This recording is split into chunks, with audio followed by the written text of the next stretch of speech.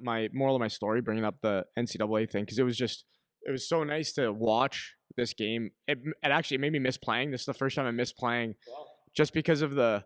It's one of the first times I've missed playing in a long time, just because the competitiveness, like how hard of a game it was, hard skating, hard hitting, gritty, and everybody was doing it. That I'm watching, I'm just like, man, like this is fun. Like this is what I miss. I miss this like college hockey style game, playoff game where it's everyone's really competitive, and it was really nice to watch. So I was talking with our guys about it a little bit after, and I was explaining some of the qualities that make those players as good as they are. And I want to talk about that a little bit from the college perspective of what I noticed. And then from the OHL perspective, you can talk about what you noticed, like being a player that can be successful at that level. Because it's not the obvious skills, because everybody has the obvious skills, you know?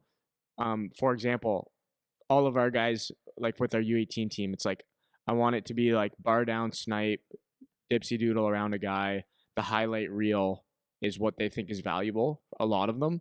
And that's what they're looking for. I can tell that's what they're looking for, with the exception of a couple of guys on our team, which those are my favorite kind of players because they're doing that stuff that I know is transferable to a higher level, like we always talk about. So a couple things just for me that I noticed in this game, Union versus Harvard, was the passing. And I know you're big on passing, and this is like one of the most taken for granted, or not taken for granted, most overlooked skills, I think, in terms of when our kids are developing. And I've learned a lot of this off of you. You were the one that first pointed this out to me. Every single pass that these guys are making, every single high percentage of these passes without effort are on the tape. And they're hard. They're crisp. They're not floating. Even if it's a sauce, it's like it's a well-timed sauce. It's when it was appropriate. They're not forcing plays when lanes aren't there. They're opening up passing lanes by changing angles. And a lot of it looks like it's taken for granted, where they can just do it without thinking about it because they've just developed the skill, right? That's one. And then the second one that I noticed, these are kind of the big one too, and then you can throw your thoughts on it, was that guys are just moving their feet constantly. There is no coasting. There's very little gliding. As soon as the puck moves, the closest guy is now after it. As soon as it moves again, the closest guy's after it. If there's a loose puck, if they're after it. Guys are just constantly moving. They're constantly moving. And those are the two big ones. There's the next tier of it would be, like finishing your hits, good sticks, like sticks on hands, breaking up plays, gapping up quickly, all those little things that you don't really learn to appreciate or even really know about until you've had a good coach or you've played at a higher level where the coach bakes it into you. We were looking at video the other day it was a Michigan State game, and again, they just have their systems tightened up. Like everyone knows what they're supposed to be doing, but each individual player, when it came to their roles and responsibilities, one thing I noticed is how well they can gap on guys. Where as soon as the sort out happens in their D zone, for example, it's like everyone's right next to their guy. Like everyone finds them. It's just like a magnet. Like they're right on them.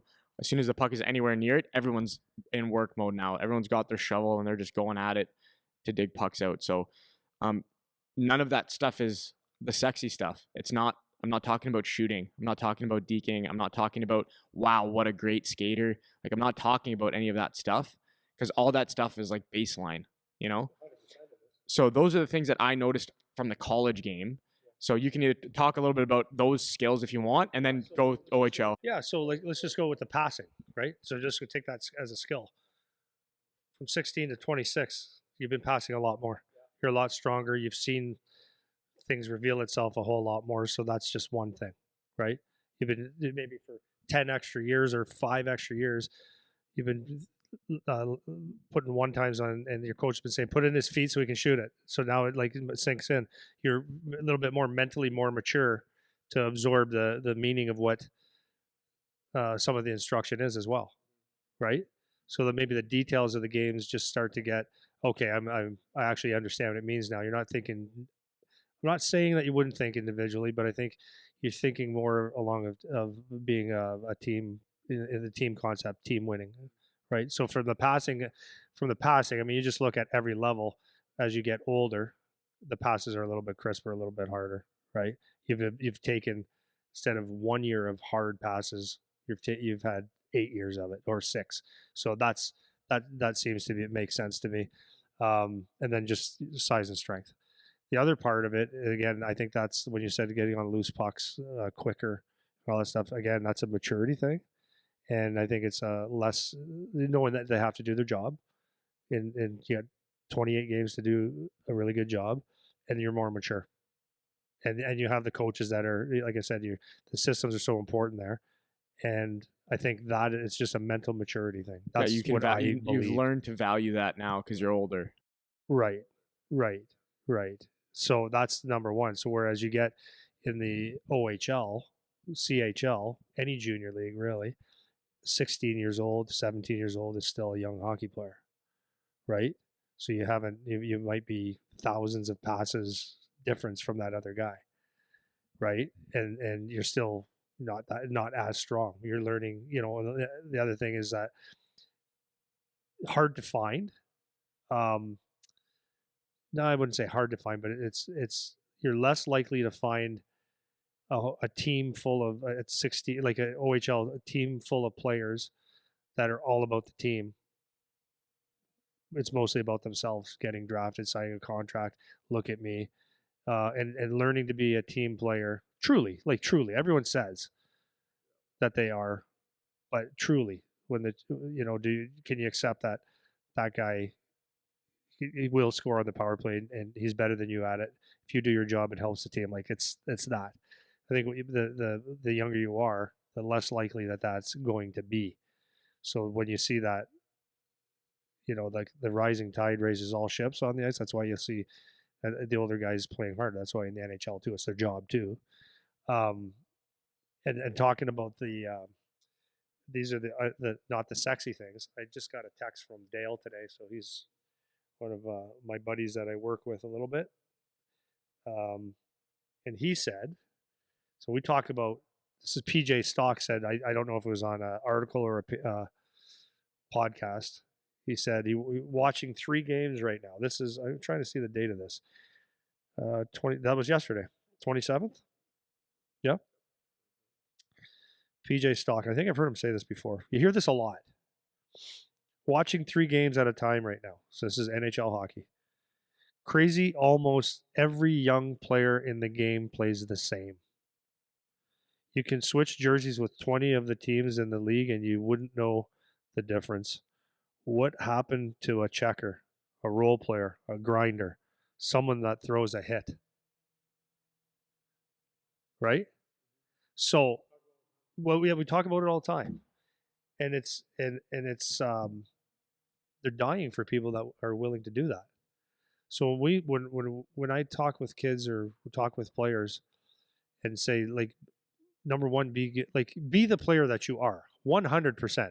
You could be a goal scorer, you could be skilled out the wazoo, but don't forget that number one, be good in your D zone, be good at the simple things of peeling pucks off, the hard work.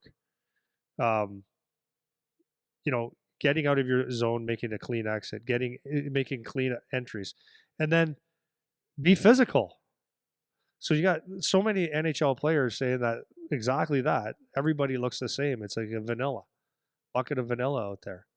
It's really good hockey players, but it's like, if you want to stand out, be really good at that. So now to your point, the 26-year-olds or the 24-year-olds in colleges that work on that side of it, it's not to take away that you can't score goals, but it's being able to get that puck out, not once in a while, but like under any circumstance, pretty much you can count on that guy getting out. That's what an NHL third, fourth liner is.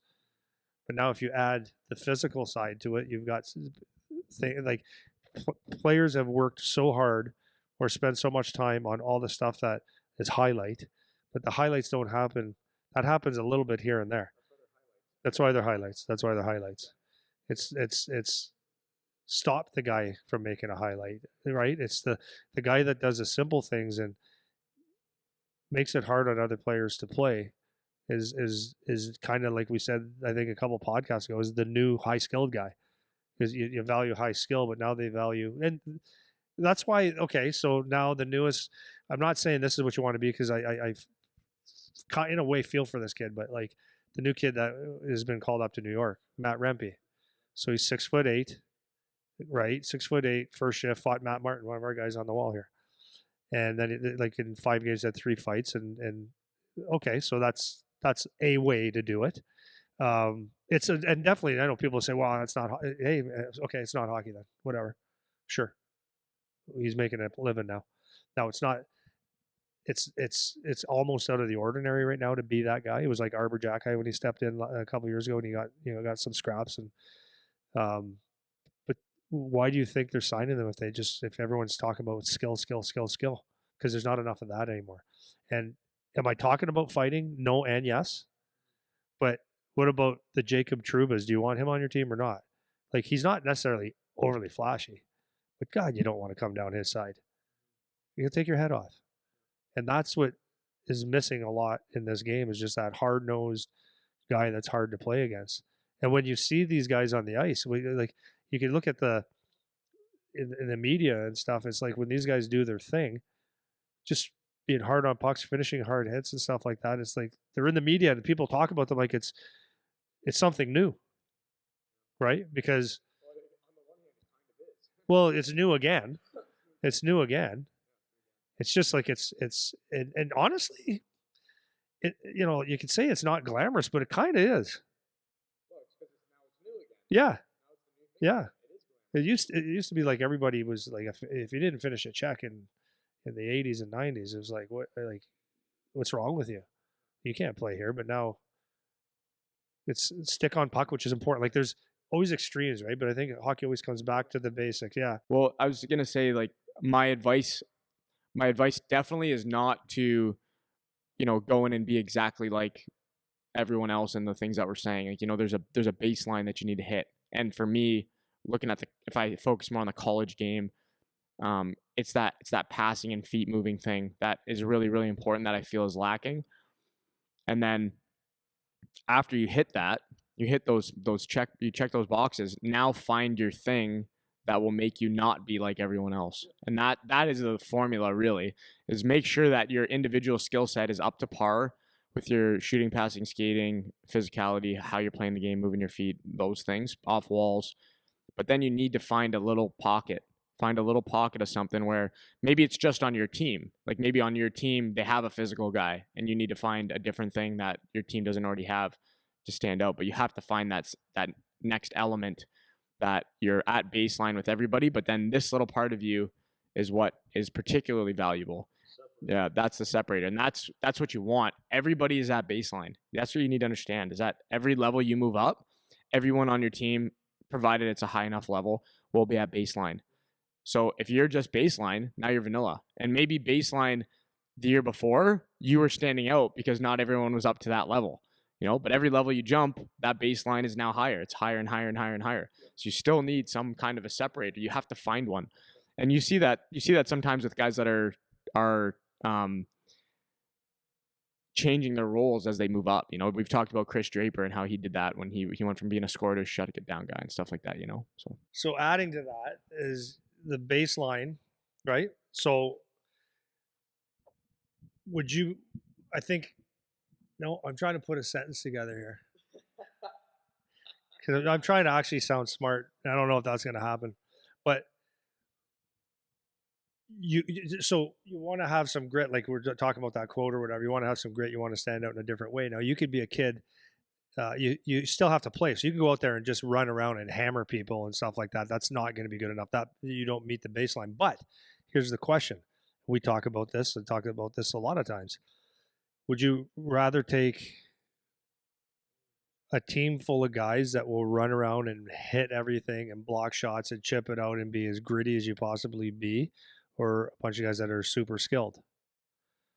And for me, I mean, you have to have some, but I know that if a kid has the heart to go out and sacrifice his body or do things that make the team better, that help the team, that will block the shots and all that stuff, over time, if that kid also does a lot of shooting and stick handling and get himself to a certain level, I'd rather have a lot of those guys than just the skill guys. I know you need, like, someone's going to say, well, you can't just be a meathead. No, but I'd rather have guys that would have that aggressiveness in them and teach them some skill rather than trying to find someone that is not willing to, that doesn't like to have the rough game and try to make them have that, right? I find it's a lot. I think you do more in sometimes. Well, especially the younger too. Like the younger they are, like skills need to be developed. Individual skills need to be developed. Where that element of being gritty and being tough is, I think, harder to teach. That's a harder thing to, yeah, right. So I think that's kind of more what you're saying. My